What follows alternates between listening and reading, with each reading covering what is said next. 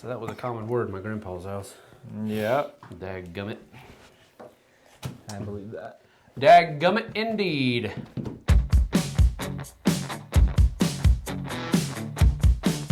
Hey folks, welcome back to the Dice Tower. I'm Sam. I'm JT. And this is our bottom 5, that is to say our numbers 10 through 6 of our top 10 deduction games. What, pray tell, is a deduction game, JT? I don't know. You answer that question. I don't know I either. didn't like this category very much. It is kind of a wonky category, isn't it? There was so many different kinds of deductions. You're deducing something, then it's a deduction game. I don't know. I didn't have warm and fuzzies about this.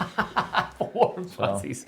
Well, I didn't either. One of the things that I found out early on, because I always use BGG to put together my list, if you do an advanced search with the mechanism deduction, it gives you a lackluster list of games. Indeed. But if you use the category listing for deduction, I had to check both. that was good. I apparently do not like heavy deduction games. There's no such thing as a heavy deduction game. Very few heavy deduction I beg to games. differ, because I do Although have one of them on my list. Yeah, there are a couple that I'd like to play, actually, that maybe would fit that, but I haven't played. This segment, the bottom 5, I have an average of 1.88 out of 5. So below 2. Mine's 1.89. Really? Yeah. Wow, we're about to have 5 There's crossovers, no such people. thing as good deduction game. No, I was kidding. I don't really, after looking at it, I don't have or play a lot of deduction games. Yeah, that's true. That's true. And me either. I went through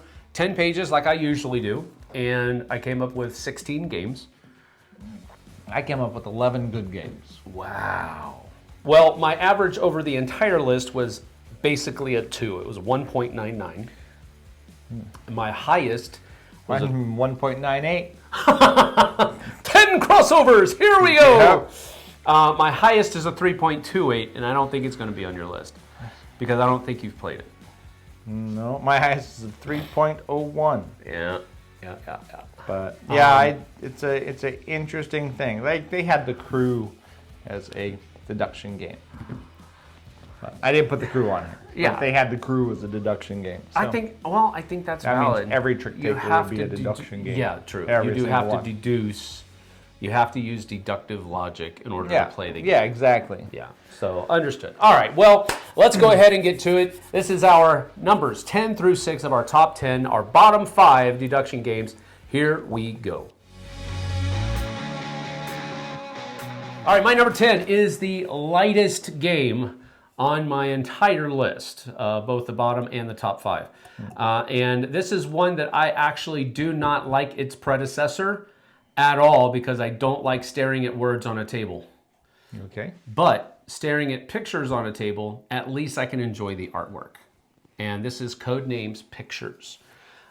This is one where you are given a clue, and then you have to, and then a number of possibilities that clue will match with in the grid of cards that are on the table. And you have to take that clue and deduce which cards could be pointed to by that singular clue. I enjoy the concept of the game. I like games where they're teams and one person gives clues to the other side and so forth. I like that concept. It's just that with Codenames, staring at words is not fun to me. Staring at pictures is. I know, it's tenuous at best, but that's my number 10, Codenames Pictures. That's fair. I was going to put Codenames. The only Codenames I like is Duet. Right. And I was going to put that on the list, but it was on last week's list. And I didn't want to do a bunch of double up things. Understood. So I just left it off. Yep, understood. But yeah, I understand. That's definitely, and actually I like the concept and the premise of Codenames, and Codenames with the right group is actually pretty good when you got a pretty smart group and you're really nailing a whole bunch of words and stuff like that. But then you get the person that gives you one-word clues over and over and over again, or the team that does that. One-word clues and says one afterwards. And it says one afterwards. Yep. One. Dog. One. And it's like, you're like, come on now. We got. you can. The other side's doing like 3 times as much as we are. You got to. Don't they have the ability? You as the guessers, you can take another guess, even if they only say one, can't you? Sure, but you're guessing Blindly at nothing that. blindly Yeah. that you have no idea. Yep, yep, so. yep. Yeah. Anyways, that's a good pick. It's a good pick. That's definitely a deduction game. All right. Well, my number 10, I would assume, is going to be higher on somebody else's list.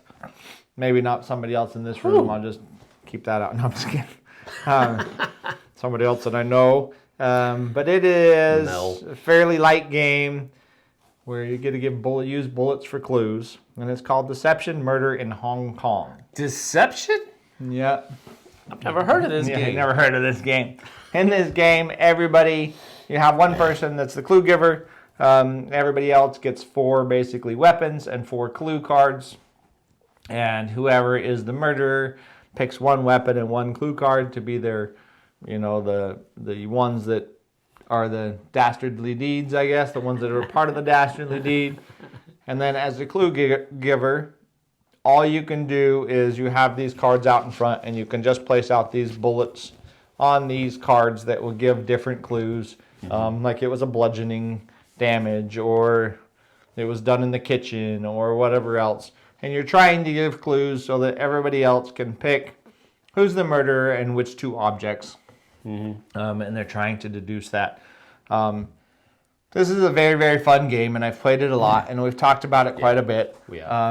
It can bog down, and it's one of those games where I feel like if you play it more than a couple times in a row, it gets everybody kind of... Chaotic. Yeah, it becomes that way. But the first play or 2, right off the bat, is actually usually quite fun.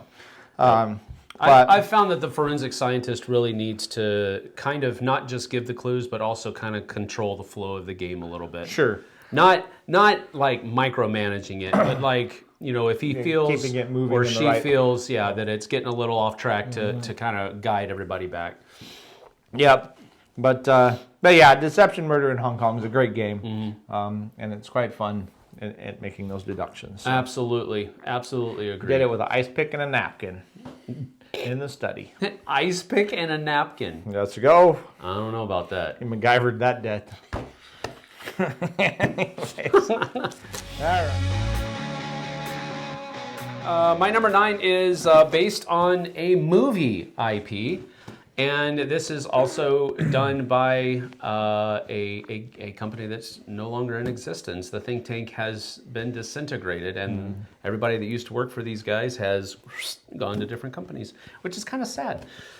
But this is called Rear Window, based on an Alfred Hitchcock movie, and he doesn't like it at all. I hate this game. Yeah, he doesn't like it at all. But I will say this. The first time we played it, which is with JT, we played something wrong, and he didn't like it. I didn't like it. I think we should try it again, because we've got it fixed now. We've got it honed in, baby. All right. This is a good one. If you've seen the movie Rear Window, the Alfred Hitchcock, the basic premise of the movie is that a guy who has his leg broken is stuck in his apartment, and he is basically just recuperating, letting his leg heal. While he's healing, he takes up people watching. Let's put it called stalking. We're calling it people watching from his rear window. And so he's watching his little community of neighbors go about their everyday lives day in and day out, and he actually witnesses something strange going on. And so he gets his police friend in on it. He gets his girlfriend in on it. He gets his best friend in on it. And it's all of this stuff. The game actually mirrors the movie very, very well. And that's what I like about it. And the fact that you are trying to deduce what's going on and how it's going on throughout the course of the game. That's why it made my list. Yeah. But it's a great game. He doesn't like it because... old crummy movie followed up by a new crummy game. Very much mirrored. He's played a faulty version of it because I taught him how to play wrong. So we got to get it to the table again. Anyway, that's my number 9, Rear Window. I saw that one on the list. I thought they would strike that from the record, but whatever. All right. My number 9 is very much in the vein of Deception, Murder in Hong Kong, actually. Not all of them follow this pattern, but in fact, most of them do not. But this one does as well. But in this one person is the Grimoire. You are a bunch of wizards stuck in a magical library. I'm interested. And you're trying to get through 6 doors before you run out of faith in your compatriots, basically. Before you all go insane or get trapped in the library forever. This game is called Obscurio. In Obscurio, one person's a Grimoire. They will have a book full of discs with different, just beautiful artwork on them. And then everybody else is wizards except for one person's a traitor. And the traitor doesn't want anybody to get out, to escape from this place. Right. And the way the game plays is the Grimoire is going to take one disc from the top of the deck, and he's going to look at the picture, and this is the one that's going to be the right door for everybody to get out. And then he's going to put out a clue card, and you get these cool little butterflies, these cool little magnetic pointers. To point at things on the board, and there's different ways you can do it. You also have to pull a trap every time, which changes. You might get a filtered color or something wonky that'll kind of mess up the pictures. But you're aiming at a couple things, trying to give clues to which one's the right door. Yep. But then you have to show a booklet of 8 cards to the trader, and the trader gets to pick one that's very, very similar to what he thinks those are going to go to. Actually, he gets to pick 2. Yep. And then you're going to mix those 3 up with 3 more, just randomly off the stack. And you're going to put them out there on the board. Yep. And as you put them out there on the board, there's a timer, a sand timer, which I know some people don't like. But you start that sand timer, and then everybody starts to talk about which one's the right door.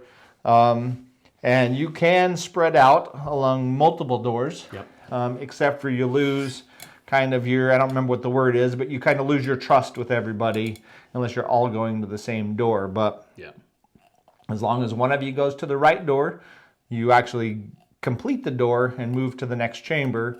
But at the same time, you may be losing the trust.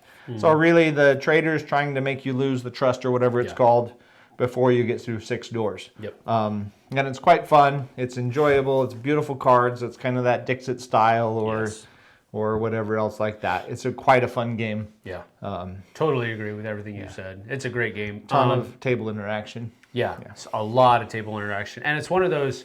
That style of game usually suffers from a lot of bloat, and verbosity, because everybody wants to talk, everybody wants to do that, but because of that sand timer, of the sand timer, you only have so much time, and you got to get your token out there on a door. You do, and make a decision. So, so it handles that 100% verbosity very well. So good pick. Well done. You get a couple flips of that sand timer, but the longer it flips before it makes you the more stop, traps that come the more out. traps come out next round. So the harder the next round is, the longer you take. So. Very good. Very good pick. Well done, sir. All right, my number 8 is a new addition to this family of games for me. Nice. And it is one that I have played a little bit, but my family has played the snot out of it, and that is Bomb Busters. A great deductive logic game. I enjoy this. It feels like, I don't know, for me it just feels like a trick-taking game. It does. But it's not a trick-taking game. It just feels that way because you can see what you have, and you have a little bit of information of what everybody else has, and you have to make decisions based on that amount of information. And there's a lot of little hooks and crannies that are thrown in there with each of the different stories that make it just a little bit different than the others. And I think that's a cool way to go about doing deductive logic games. You don't really mess with the construct. You just add in little things here and there. It's like a pinch of paprika over here and a pinch of salt over here. Yep. And it really makes the game feel different, even though you're still basically doing the same thing. I really do enjoy it, though, and my family super enjoys it. I just haven't been able to play it as much as they have. Yep. Great game, though. My number 8, Bomb Busters. That's a great, I like the word deductive logic. Yeah. That's a really good term. Yeah. Yeah, I like that a lot, actually. All right. My number 8, although I might call it more of a bluffing game in some regard, it's definitely got some deductive reasoning to it. Sure. And this is a beautiful game from Ivy Studios called Fractured Sky. Oh. In Fractured Sky, there are multiple locations on the board, and really it's an area control per round type of thing where you're trying to control these different floating islands. One of them is going to have one, or towards the later on in the game, maybe multiples are going to have these little starfalls on them that you're trying to win by bidding higher in that location than everybody else. But all of the bids are blind, so you don't know what other people are putting down. So you're trying to think, well, if he's putting his white chip over here and he's got one over there, can I beat that one? And you're trying to reason out what their plan is, what they're going to do, what you're going to do. On your turn, you have 3 choices. You can put down a ship with a blind bidding chip on it, or a blind powered chip on it. You can build a building, which if you place a market, or if you place a fortress, then they can give you extra resources on places that are adjacent to it, or they can give you extra power for bidding. Yeah. But there's also a whole line of hidden objectives that you can scout out ahead and try to throw people off and try to, if you know the third objective is having more ships on whatever this location, you might do your first bid might be your 0 token clear down here, so that everybody thinks that, oh, yep, that's the strong point, that's where it's going to be. And then when everybody starts climbing in there, then you just kind of hidely walk away and try to take control of the other spot. So there's just a lot of deduction. There's a lot of, I don't want to, there's not really bluffing, but there's definitely some mind games going on as you're trying to deduce what everybody else is doing and where they're trying to find those hidden starfalls, which are in the game lasts 5 rounds, and whoever has the most starfalls at the end of the 5 rounds wins. Yep. But yeah, that is my number 8, Fractured Sky. That's cool. It's a really cool game. Beautiful production, as Ivy does. I've played it once when you brought it over to teach us, and I just haven't played it since. I was pretty confident it was going to be on your list though when I saw it. But yeah, good. It's a nice game. Good. All right, my number 7 clocks in at a 2.12 complexity. So this is around the average for my list as far as complexity is concerned. And this is one that I learned how to play on the cruise. And this one is pretty dadgum fun, even though I don't really care much for the IP. And the IP is Cthulhu. No, it isn't. Feed the Kraken. It is not Cthulhu. It's Kraken. It kind of is. A Kraken is not a Cthulhu. You've got cultists, and you've got this weird tentacly Kraken monster. That comes from Clash of the Titans, man. I don't know, man. I don't know. It felt like they were definitely cashing in on that Cthulhu cow. No. How's that for some alliteration? Anyway, I really did enjoy this. It is a deductive logic game where you're trying to figure out what team, who is on which team. And of course, each team has their own goal that they're trying to. They're trying to get the pirates are trying to get the ships to sail to one part of the board. The who are the other ones? The cultists, the sailors, the cultists, and the pirates. And the sailors are trying to get to a certain port. And the cultists are trying to put us right down the gullet of the Kraken. And basically that's what you're trying to do. And the way they go about working all of that out is really cool, because usually you have, every round you have a captain, and then you also have a, what is it called? You have a navigator. A navigator. And first a captain or whatever, and a deckhand, or the number 1. Yep. We'll use the Star Trek term, number 1. Number 1. Anyway, those people are the ones that are deciding where the ship is actually going to go. I believe, again, I've only played this once, but I believe the captain has 2 cards, and he's able to look at one. He's able to look at both of them, and he has to put both of them into the box. Then the navigator actually has to choose which one they're going to use. Yeah. Is that right? So the captain gets 2 cards. Yeah. And then he puts one in the box.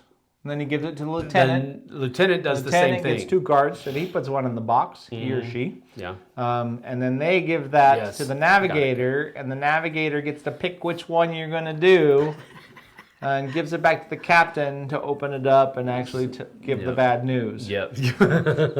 It's really cool though. Yeah. It's really cool though because it does such a good job of hiding who's on what team because 3 different people are pouring into that decision. So I really did enjoy this game a lot, and it's got we were playing the deluxeified version of it, so I can't really talk about component quality that much, but the look of the game is really cool. Yeah. And I really did enjoy it, so that's why it's on my list. Number 7, Feed the Kraken. Very nice. Figure out who the cultist is.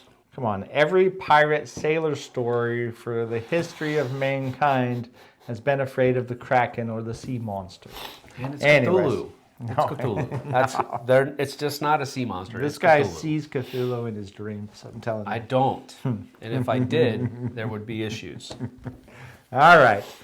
My number 7, unfortunately, was on last week's list, but I couldn't not put it on this week's list. That's good English. It just happens. It's a double negative. That's Couldn't- good English. Couldn't not. Couldn't I had not to put do it it. on this list. Just because of the way it plays. And this is Paint the Roses by Ben Goldman and North Star Games. In Paint the Roses, you have a track that goes around the board, which looks like a scoring track, which is basically what it is. But it's basically a racetrack, really. You have some gardeners on there, and you have the Queen of Hearts on there, and the Queen of Hearts wants you to paint her roses red. No, she wants her garden the way she wants her garden. Yep. And you are just trying to stay ahead of the Queen. So every time one of you gets to draft one of these little tiles that has a hedge with a shape on it, which one of the 4 suits shape, a diamond, a spade, a club, or a heart. And then it has a color to it as well. But you're going to draft one of these tiles, you're going to place it down next to other tiles, and then depending on the clue cards you have in your hand, you get to put down how many, you get to put these little clue tokens on there, 1 for every adjacent tile that matches your clue card. And then the other people on the table have to guess what your clue card is from that information. So you're really trying to figure out, if I place this tile next to these 2 blues, even though the blue is especially if the blue's a spade and there's a diamond, but if I place it next to the 2 blues, because I have a 2 blue card, and I get to put 2 tokens on there, then they can all be like, oh, he doesn't want spades or diamonds, he wants the blues. So you'd be like, yeah, your card says you need 2 blues. And if they're right, then the gardeners get to move forward on the track because they're painting the roses the right color. And if they're wrong, the Queen gets to move twice as far on the track as she normally would. Otherwise, at the end of the round, she gets to move whatever her 1 space or 2 spaces or 3 spaces. But if you get it wrong, she gets to move 2, 4, or 6. Ooh. Like she gets to cruise. Yeah. Depending, and she gets faster and faster towards the end of the game. So you are just trying to reason out and deduce what that person's card is when it's their time to play a tile. So it's quite a fun game. I do have the deluxe version of it. So I was talking about last week and said that it has little Bakelite tiles, really nice tiles and stuff. But I think the normal version might have cardboard or whatever. But regardless, it's a very cool game, very fun game. That is Paint the Roses. Paint the Roses. The right color, which is red, of course.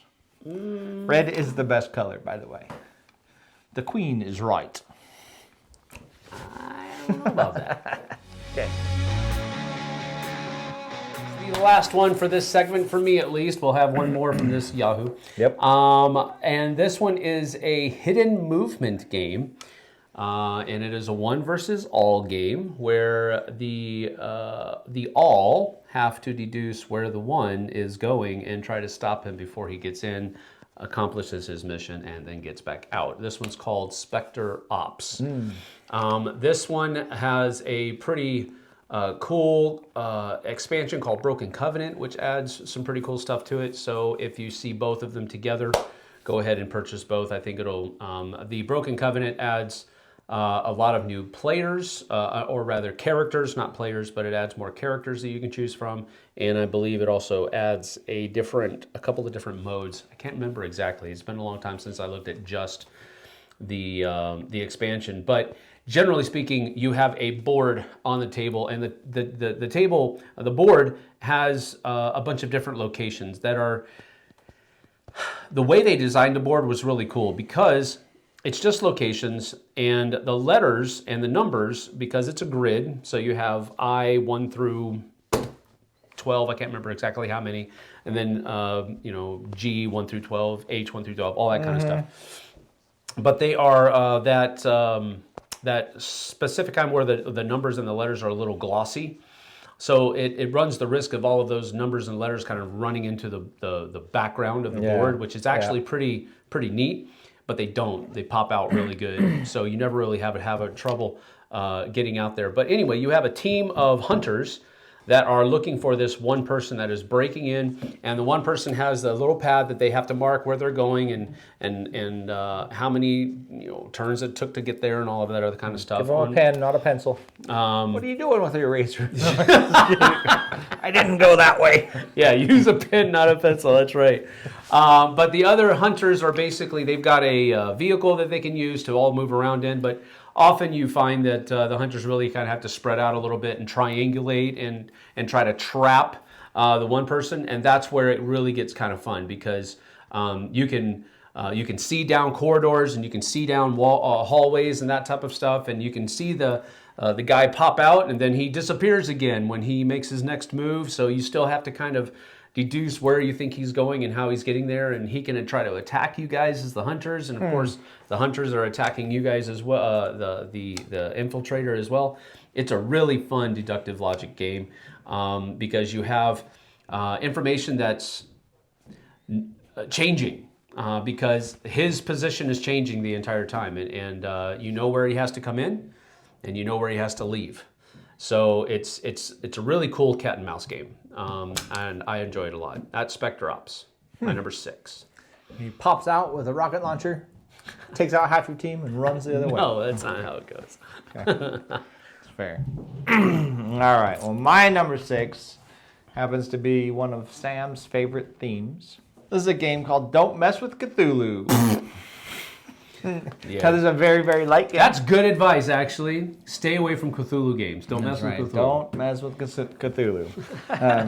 This is a game that... hello, okay. Strida. Strider's here. It's all right. This is a game that I can't play with Jess because she wants to help Cthulhu, I'm pretty sure. I have no idea. In this game... I got nothing. Everybody... I got nothing.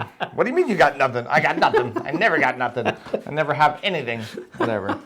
In this game, everybody starts with 5 cards face down. You know what's in those 5 cards, but you have to shuffle them up and spread them out so that you don't know where they are. Mm-hmm. And then everybody's an investigator, except for there might be 1 or 2 cultists. The cultists are trying to find the 1 Cthulhu card in the whole mess, while the investigators are trying to find the 6, 7, or 8 elder signs, depending on your player count, before the Cthulhu is popped up. But if I'm an investigator and I have Cthulhu, I might say I have nothing because I don't want anybody to pick for me and grab that Cthulhu. Right. But then if I'm a cultist and they don't know I'm a cultist, obviously, I might say, I got 2 elder signs, hoping that somebody will reach over there and try to find elder signs from me, right, and grab that Cthulhu instead. But the way that the game works is there's however many players there is. I think there's 5 turns in every round. But if it's my turn, I get to pick 1 card and I have to put a thing on it and say, I want that card right there, and they flip it over. It's either going to be nothing, it's going to be an elder sign, or it's going to be Cthulhu.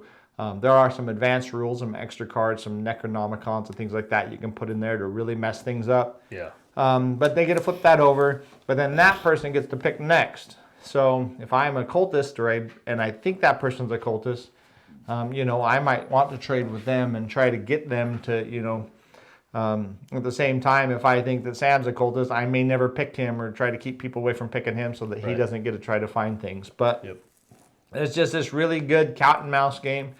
Once 5 turns has gone around, you shuffle all the cards back up and you give everybody 4 cards or whatever, I can't remember, whatever the split is. Yep. You give everybody that many cards back so that nobody ever has 1 card left to pick from. Yeah. And then you get to say, I have nothing again. Yep. And then everybody's, you do your however many picks you do until one of the 2 teams wins. And then you play it again. And the whole thing lasts 20 minutes, 15, 20 minutes. It's a blast. Why did you do that? You're the cultist again? Like, I can't believe it. It's just super fun. Yeah. Super fast. Pretty slapstick. Yeah, it is. It's a very fun game. Very fun game indeed. And it's one of those things where the Cthulhu theme doesn't have to be there. Yeah. And it doesn't really help the mechanisms at all, but it works. So it's not one of those things where if you love the Cthulhu theme, then you must go out and get this game. Yeah. They're pretty well divided as far as theme and mechanisms. It does have that nice artwork that's kind of the old comic booky Cthulhu type of look. Yes. It's a really fun game, actually. Yep. Now my number 6, last one for this list. Very cool. All right. Well, that is it. That is our numbers 10 through 6 of our top 10, our bottom 5 deduction games. You can go right now to the Flipside. It is available. Our top 5 deduction games. You can do that. Thank you for joining us here, though. Give us a comment and a like, and let us know what we missed here. But go over to the Flipside. That's where we usually put up content, and you can watch our top 5. And let us know more over there. And give us a like, subscribe, and hit the bell icon. I promise you, with this theme or with this mechanism, I missed a lot because there's a lot of games that people talk about a lot that I haven't played. That is true. In this, so. That is true. All right, well, we'll see you guys and gals on the flip side. Take care. See you later.